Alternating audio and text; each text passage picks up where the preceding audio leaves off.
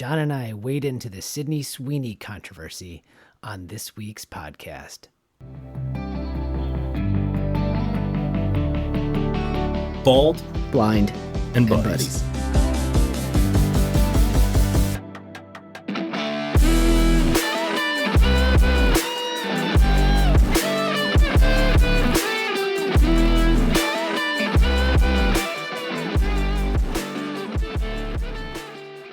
Timmy C, happy weekend to you, pal. What do you got for me today? It's raining today. It's clear now. You know, Midwestern summer. It's nice. Coming to an end, though, huh? It goes fast. It does. You know, I mean, if you think about it, our kids, how is it in the Midwest? They get out earlier, right? You guys are kind of done right around Memorial Day. No way. No, they went almost like halfway through June. Yeah, and that's our kids, too. And then they go back, third week of August. So it's really only 9-10 weeks. Yeah, ours go back after Labor Day. I think there's a law because they need all the kids in the tourist industry. Gotcha. So. But anyhow, it's really not that long. And it's so funny because we as a family with sports and school and this and that, blah, blah, blah, you really don't have very much time. Yeah. And, we don't do it. We always joke we don't do much for 52 or 50 weeks or 49 weeks. And then we jam in 3 vacations, It's like as much as possible. We actually had an opportunity. We couldn't go out west this year. We usually go out to see my brothers, and it just didn't present itself this year, unfortunately. So we're going to try and resume that tradition the following summer. I think next year we're doing Alaska again, which will be fun. We're going to do the southern coast down by the water and such. Alaska by itself is it's like the Louvre. You could spend months there, or you just kind of have to pick what you want to see and go. Yeah. But anyhow, I was just thinking that summer's coming to a close. But the one thing that I do enjoy is this stretch now until about Thanksgiving or even Christmas, because the weather kind of changes. Baseball playoffs. Football, it's I get my smoker going. I can make chili again. By the way, question for you. Do you like chili? I do. Do you are you religious like I am, or is it like you can take it or leave it? I could take it or leave it. Okay. I like a good chili, but it's, You're talking to the neighborhood champion, 14 entries last year, this guy. You made 14 entries or you beat 13 other?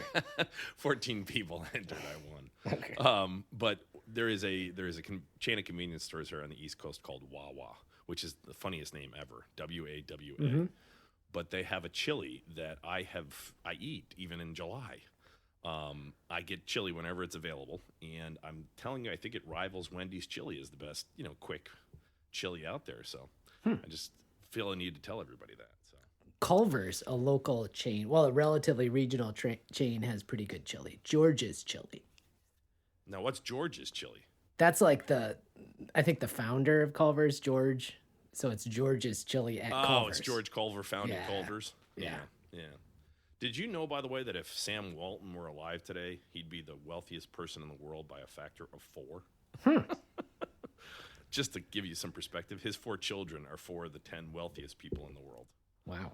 Just by virtue of inheritance. Now, that's good work if you can get it, right? Oh, totally. That reminds me, Timmy, before I forget, out of deference for interviews and such, we try to reserve time. And so what we have done is, we offer the guests, Attorney General Skermetti, for instance, the opportunity to offer his hero or his whack job. It's all in good fun, obviously. Mm-hmm. And we are going to be talking about the death of humor a little bit today, I think. So everybody just lighten up. But out of deference to that, we didn't get a chance to do the trivia last week. The most recent trivia question we had was the 5 state capitals in which baseball is being played, and you got Sacramento somehow. Denver, Atlanta, Boston, and Phoenix are the other 5. But this week's question, I'm going to do something about geography. You ready for this, Timmy? Mm-hmm. There are 50 U.S. states in the United States of America. There are 26 letters in the alphabet. Only one of those letters, of the 26, is not used in the name of a state. Do you know which letter? We'll have to see next week. Okay, all right. Any, because everybody always guesses Z, and that's incorrect. Yeah, Arizona that's Z. Oh yeah, Arizona. Yeah. So you gotta forget some of this stuff until somebody points it out. But the answer will be next week. It's just kind of fun. So yeah. But Timmy, why don't you set the table here? What are we going to be talking about? Because you had texted me. would not say, I mean, we text pretty regularly to begin with, but I would say your texting doubled, if not tripled, dealing with this topic, which is what, Tim? The Sydney Sweeney American Eagle ad. Now, a couple things I have to file. I have no idea who Sydney Sweeney is. I've seen her. She's a very attractive woman. She's in her 20s and blah, blah, beautiful woman. I think she was a model. Is she an actress of some sort? Definitely an actress. I think she's been a someone of model. note. Yeah, for sure. Yeah. I mean, with YouTube and with Instagram and these people that are influencers or whatever that term is, I'm at the age now. I'll be 50 at the end of next month. And I don't know half of these people anymore. Have you heard of the White Lotus? I have. Is that the television show she's on? She's on that, yeah. Oh, okay. Now, that is one of the shows that I have not seen. I will tell you, by the way, The Waterfront on Netflix. Mm-hmm. Did you ever see Ozark? No. Do you know what Ozark is about? Isn't it like another Costner vehicle? No. Oh, that's Yellowstone. That's Yellowstone. All right. No. Ozark is Jason Bateman, and he and his wife are forced to leave Chicago because I think he's the accountant for the mob and the drug cartels, and it just takes off from there. Well, The Waterfront apparently is based loosely on a true story of a family in the Carolinas that was struggling financially and decided the easiest way to make money quick was to use their boat to deliver shipments for the cartels. Of course. And as you can anticipate, it ends. It appears they're going to have season 2. I don't think I'm ruining anything by saying that. But we just finished that. But I have not seen White Lotus. Did you watch it with No, I haven't watched it. No? All right. Well, let's get into Sydney Sweeney. Tell me why this has gotten you so fired up, this ad. First of all, lay the predicate. Tell everybody what's going on, what the hoopla is about. Sure. So there was an ad featuring Sydney Sweeney, as described to me, an attractive young lady, I think on the hood of a Mustang. And in the ad, there's a pun about how she got great genes from her parents. Genes crossed out to Jeans. And there's been a lot of talk about this because some people don't like it. And I find the whole thing fascinating because you asked me, why is this important to you? And I said, I think it's like a fractal. It's like, it's a small piece, but if you scale it up, you can understand this repeated over and over is partly why we are where we are. So you think it's representative of something larger at work, Yes. so to speak. Yes. And what do they call that when you do genes and genes, a double entendre? Isn't that what it is? Well, no, I think a double entendre is one thing that means two things. I think it's a pun. I mean, they're homophones. Yeah, that sound the same. I think, yeah. So palindromes are front to back. Race car, yeah. for instance. Yeah. Yep. Or kayak. Yep. Yeah. Okay, so what do you see it representing in its essence? I mean, because you're seeing this as a negative, or it's a representation of society sort of dropping the ball on what? What does it represent? Well, first of all, I think that's a key point, that it's as much what we think it represents as what it is. It's like an ink blot, a Rorschach test. And what people have, they put on it. So, for example, the classic is, let's say the world's going to end tomorrow. How would the newspapers advertise it, right? The New York Times would be like, world ends tomorrow, women and children hurt worst, right? And Okay. and the Wall Street Journal will be like, the Wall Street Journal will be like, Dow Jones Industrial takes a hit. World to end tomorrow, markets to close early, right? Like, so. Okay, I've never heard that. Yeah. I love that, though. So everybody has their take. And the whole point, I think, is that we're all locked in our takes and don't appreciate the other takes. So my take is just another one too, but I think, I personally think it's interesting. Okay, so tell me about it. What is your take? So the Greeks had this idea. Going back to the Greeks? We are going back to the Greeks, John. Awesome. They had the idea of the transcendentals. Okay, transcendentals. Goodness, truth, and beauty. Okay. Modern culture has done its best to undermine truth, right? We have alternative facts. We have that's my truth, and goodness, right? Our heroes, our Lincolns, our Churchills, our Jeffersons, they're not as good as you thought they were. They're actually, this or that. And with relativism, they've done their best to chip away at those two pillars. But beauty's harder. Beauty's tough because we just recognize it when you see it. And I'm going to give you an embarrassing story. You ready for this, John? I'm ready. You're not going to embarrass me. So when I was a student at university, I had people who would read books for me. Oh, And I remember this. by luck of the draw, I happened to have some pretty attractive young women Yes, you as did. readers. So one was reading to me, and John Boland comes knocking on my door, and he's like, "Hey, Timmy, it's time for and just lets out this sigh and just stares at this young lady who's reading to me.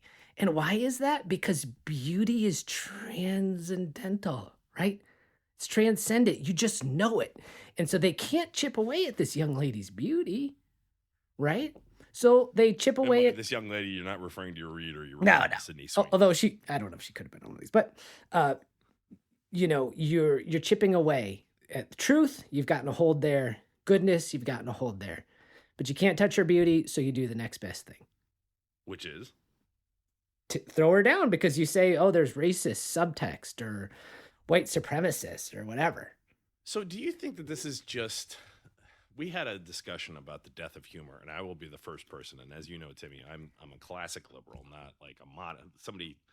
I've used this term before and people appreciate it. I'm a napping liberal. Like, I'm not woke. I'm not worried about... I recognize that there's injustice, unfairness, and blah, blah, blah. But am I going to lose sleep over, for instance, the idea that on our currency it says, "In God we trust"? I don't think that should be on in a pluralistic society. There are people who do not believe in God, but it is not a hill I'm going to die on. You follow me? Mm-hmm. My question to you is this seems like a hill that you want to die on. And I just, from a psychological perspective, I'm trying to understand it. And we talked about, the death of humor. I honestly don't understand I don't understand why people are mad at Sydney Sweeney. I mean, she's a beautiful woman who is advertising a product that is pretty much par for the course. I don't even think there's anything particularly off-putting, racy about it. It's just a play on words, jeans versus jeans. And she says, "Mine are blue." And I thought it was pretty creative. And to their credit, American Eagle apparently has basically said, "We hear what the protesters are saying. We hear what you're saying. Thank you very much. We don't care." And there is that old notion that any advertising is good advertising. I would dare say that American Eagle is probably going to see a wonderful bounce in their revenue share. I don't know that, but let's check back in 3 months. I would imagine that's probably the case. I don't understand where people's anger about this is coming from. Do you think it's just latent jealousy that people see this beautiful woman who's advertising jeans and they're going, "Oh, this is so wrong"? Why is it wrong? It's advertising. I mean, yeah, exactly. If you're trying to make sense of advertising, yeah. you're on a fool's errand. Yeah, I mean, it's women want to be her and men want to date her. Like, you're selling a dream. That's the whole point of advertising. But why do you suppose this one resonated so much? Because she's white and talking about blue eyes. Like, that's enough. Okay. I mean, the reverse can be true. The Economist did an in-depth analysis of why certain people get the press. So, for instance, John Benet Ramsey or Natalie Holloway. May they both rest in peace. What I'm getting at, however, is why is it, and one of the things that they have concluded, unfortunately, is it's just shallow human beings, shallow human behavior, essentially. The fact that they were young, blonde, these kinds of things is, the quintessential timeless idea that, we're attracted to that. And as such, that's why they get depressed. And they talked about how many women in that age demographic had disappeared across the globe the same week that Natalie Holloway went. And the numbers escape me, but it was astounding. I mean, it wasn't like 5 or 6 different people. It was a significant number of people had disappeared, and yet none of them had gotten the press. Do you suppose this is that phenomenon in reverse? Let's bring her down because she's blonde, so to speak. I think it could be. And I've talked about this on the podcast before too. Concept creep, right? Whereby things begin to either represent less intense versions of something or things adjacent to things we already know. And so there's been questions, was this a, Nazi signaling, things like that. And, it's just concept creep because this is clearly to most objective people, not a Nazi propaganda ad, right? Is that see? I don't even know what the protester. I've given it so little thought and so little deference that I don't even know what they're saying. She's saying she has blonde hair and blue eyes, which are good genes passed down from her parents, and that's echoes back in somebody's brain to a master race. This seems like you have a lot of time on your hands if you're concerned about Sydney Sweeney advertising blue jeans. Yeah. Well, Maybe it's just because I'm older now. I don't get as fired up well, about that. I don't know. well, that's what I'm saying. The fact that people are fired up about it, or at least some were, right, is interesting. Did you see the New York Times piece on this? I did not. So No. this goes back to Send the. it to me, or will you link it in the show notes? Yeah, I'll link it. This goes back Okay. to the Rorschach blot. Their in depth is, well, Sydney Sweeney is a capitalist who will shill for anything. Yeah, well, the New York Times is Yeah, that's selling what the New York Times says. The core problem is her capitalism and materialism. You know, she sells things. So it was just funny. I don't, these ads, you're old enough to remember the Gap ads with Cindy Crawford and all these other people. Yeah. And I mean, they always, those strange Calvin Klein ads, don't you remember? Saturday Night Live used to have a field day with those. Yeah. It was, and it's, I don't understand. And maybe we've just become so uptight that you can't, I think that by giving this much weight, what you're essentially doing is amplifying Sydney Sweeney. And I think American Eagle's probably laughing all the way to the bank. I think so too. Yeah. But well, you want to hear the most thoughtful commentary I have related to this? Please. Quote, "You always own the option of having no opinion. There's never any need to get worked up or trouble your soul about things you can't control. These things are not asking to be judged by you. Leave them alone." Who said that? Is that part of the 12 steps program? Give me the wisdom, the difference between the things I can and can't control. Marcus Aurelius, Emperor of Rome, 2nd century AD. Yeah. Wow. So this is this is that example where a country music station is not playing rap and they're accused of censorship and racism and such. And it's no, this is our business model. We sell country music. Mm-hmm. That's not censorship. That's a business decision that you have made. You are not obligated to either A, watch the ad with Sydney Sweeney, B, buy their jeans, or C, get involved in the anger about it. But to me, I still haven't peeled back enough of the onion on you as to why. Because folks, if I could show you the amount of text messages, Timmy's like, I am fired up about this.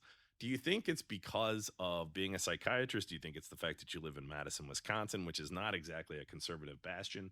What is it in particular, or is it just the representation that it brings?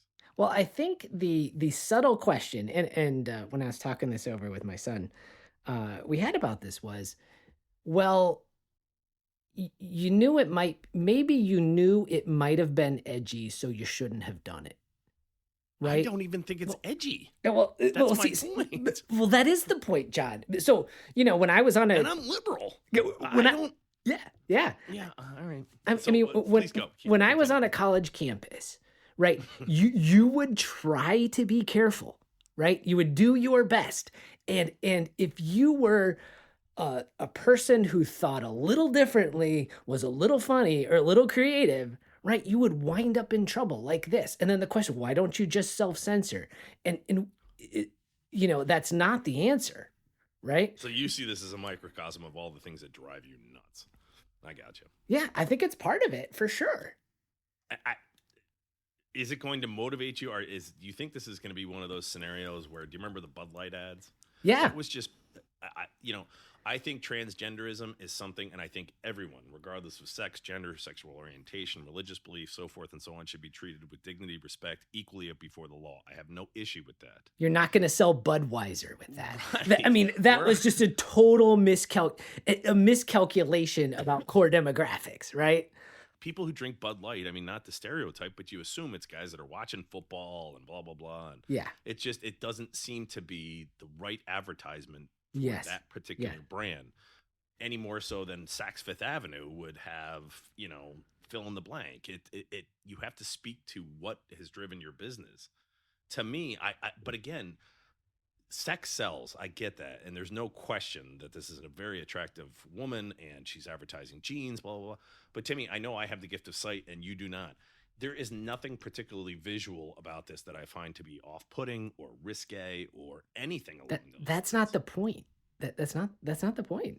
Do you think the point is to make the rage, the sort of what I'll call the rage demographic? There was a professional golfer named Max Homa, who got off he tried to engage with fans.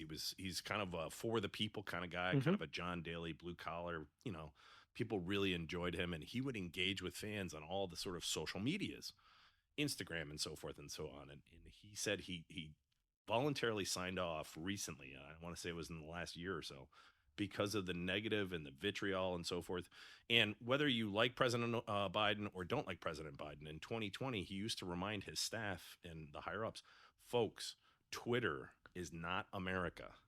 Yeah. And I think there's an element of that, is there not? That like, just because they have loud voices and there is this rage demographic doesn't necessarily mean that everyone either A, agrees with them, or B, that they're speaking to a larger group. Yeah. Right?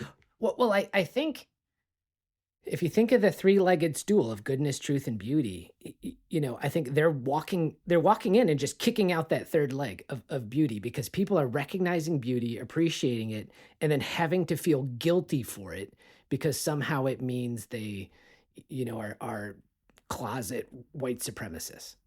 Like I think it's just another kick at the stool. In Europe, on CVs, on curriculum vitae, on what we affectionately refer to as resumes, oftentimes applicants will put their picture.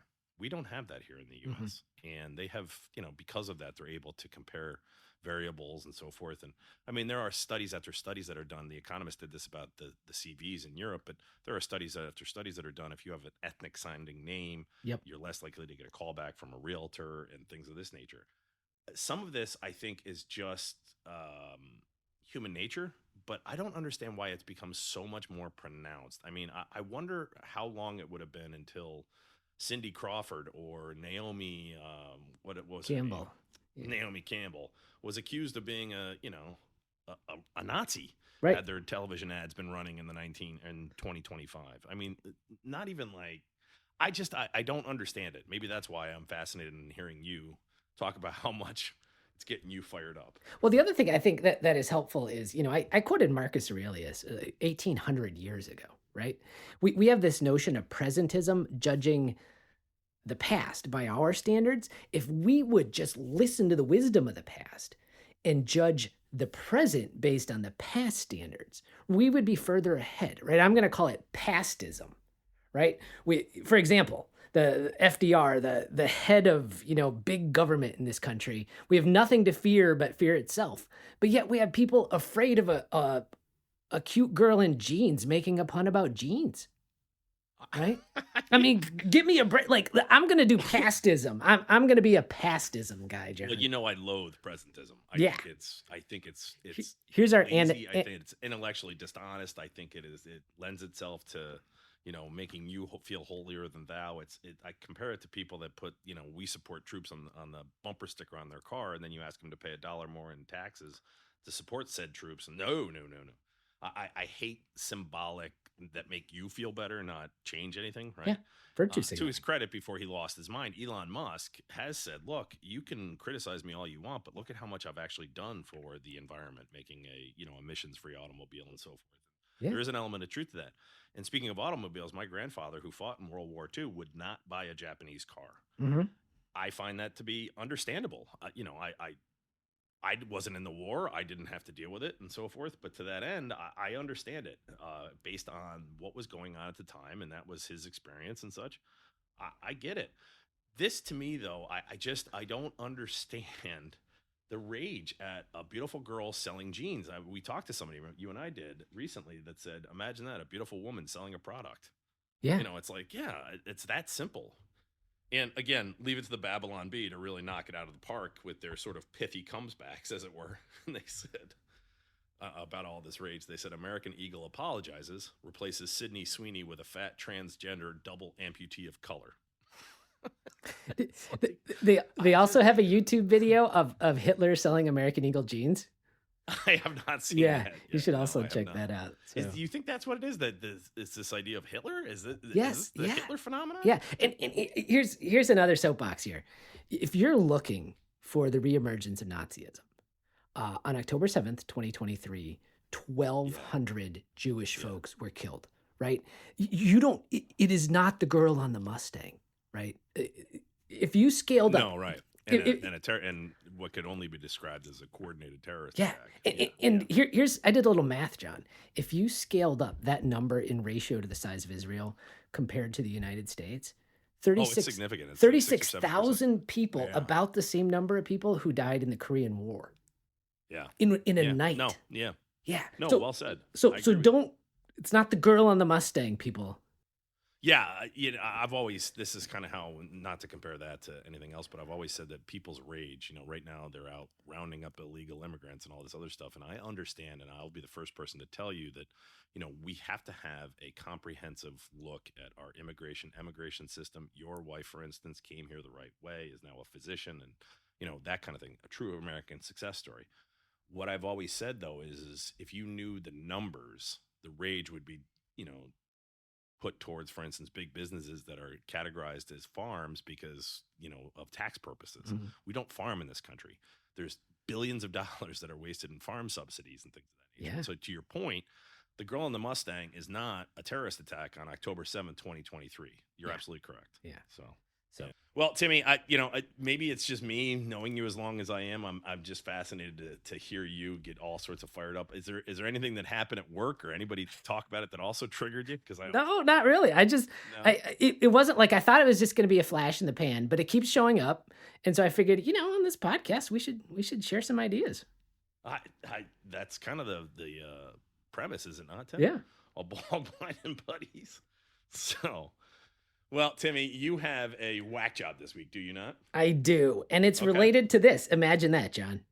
That's not a far stretch. No. Here's a headline for you. American Eagle Good Genes commercial is a white supremacist dog whistle from the Level. Or Level Man, maybe. So I'm calling out anybody who uses the expression dog whistle. Why? Is that because of your dogs? Well, first of all, the analogy breaks down because the whole point of a dog whistle is you can't hear it. So if you can see dog whistle signaling, it's not dog whistle signaling, okay? The other part is who responds to a dog whistle? A dog. You're comparing other people with political beliefs different than you to trained animals. There's just no place for that. And then they say, well, it's a message interpreted differently by different groups. Guess what? That's the nature of messaging. That's how language works. That's why Sydney Sweeney's on an American Eagle ad. It's a targeted message towards a particular consumer. Well, and so I'm going to propose something else. If you ever try to give a dog a bath, what does the dog do? It goes and hides under the porch, right? Yeah. So there may be dog. Okay, let's assume there is dog whistle signaling. The progressives do dog bath signaling, where when they say birthing person or Latinx, right, or even reproductive rights to some people, that's chasing people away, right? It's not calling them. It's having them head in the other direction. So while you're worried about dog whistling, you might want to think about what you're doing trying to give the dog a bath. You ever hear that Ronald Reagan famous line, which was, the Democratic Party is constantly in search of heretics. The Republican Party is in search of converts. Huh. Yeah. I always remember that. Yeah. Again, I always tell people the opposite of the good, the opposite of the perfect is not the good.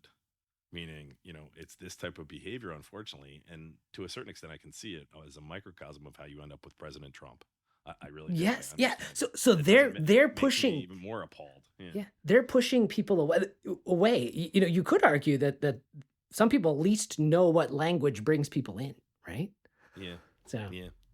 Well, Timmy, I actually have two heroes this week. I do. Actually, you know what? I was thinking about it and I was reminded of August 6, 1945. Do you remember what happened August 6, 1945? That was dropping the bomb, I believe. That was Hiroshima. That was our entrance into the nuclear age. And rightly or wrongly, the United States is the only country who has actually used a nuclear weapon not once but twice. Historians have asked and ethicists have asked, was it the right choice? I will go to my grave with every fiber of my being defending the choice by Harry Truman to drop the bomb. Estimates range from 500,000 to 1 million people would have lost their lives had it not been done. And that's not to minimize what happened in Hiroshima and Nagasaki. But again, it is a reminder of we are in the nuclear age. And to that end, one of my heroes is going to be the President of Notre Dame. Father Robert Dowd made the trek over to Japan in celebration of peace and was there on the anniversary of Hiroshima to remind us, hey, folks, let's not do this again, right? But also, I'm reminded, having that wonderful discussion with the Attorney General of Tennessee, how wonderful a country and a legal system we have. Attorneys in the U.S. get a bad rap. I mean, you've heard the joke, right? What do you call a million lawyers on the bottom of the ocean, Tim? A start. A good start, a solid beginning, right? Yeah. But everybody hates attorneys until they need one. And I think it really is a testament to America. And having talked to Attorney General Scrimetti, I was reminded, look, we defend very bad people. Everyone is entitled to a defense. And I think that is a phenomenal principle. They don't have this in other countries. And why am I bringing this up alongside the Sydney Sweeney episode? Because I think the two things run in parallel, which is, the social justice mob is going after attorneys who are defending, people that are presumed to be guilty, whether that be Bill Cosby or Harvey Weinstein. I'm not defending either Bill Cosby or Harvey Weinstein. I am, to every fiber of my being, defending the principle that they are entitled to a defense.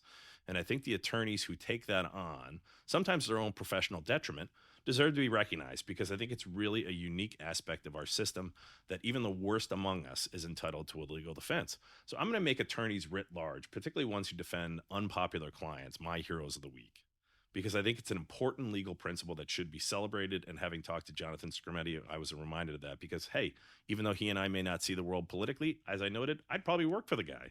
He was so impressive, and very much appreciated him joining on the podcast. So Those are my sort of joint heroes of the week. Yeah, and sometimes it also leaves the door open that you could be wrong, and somebody deserves help in finding that out. I remind people of the Duke lacrosse players. Our Yeah. legal system is not guilty until proven innocent. It's innocent until proven guilty. Yeah. And I think that's an important principle to understand. And as a consequence of that, I think attorneys sometimes have to do very, very unpopular things, which is defend terrible people. Yep. So here. So, well, Tim, I knowing you as I do for 30 years, I'm fascinated why you're still fired up about this, but I'm not surprised. Let me put it to you that way. This social justice mob and these people going after Sydney Sweeney and a blue jeans ad, for God's sake. Let's focus on the meat, and let's not worry about the side dishes, right? There's injustice in the world. That doesn't seem to me to be one that you need to worry yourself about. And unfortunately, I think for those who politically see the world as I do, this is how we end up getting President Trump for a second time. So I understand it. It doesn't make it right, but I understand it. Yeah. No, I agree. I find it fascinating, as you guys can tell. So Yeah. I think it's fascinating because A, you don't like to be told directions. B, you don't like to be told how to feel. C, you live in Madison, Wisconsin. D, you're a psychiatrist. So it's just a perfect jambalaya for you, I think. Oh, yeah. So, yeah. Never a dull day. No. Well, Timmy, have a wonderful weekend, pal. And this is John Bolin signing off saying, hey, misbehave, drive fast, take chances. And this is Tim saying, if everybody likes what you're doing, you're probably not doing anything worthwhile. Take care out there.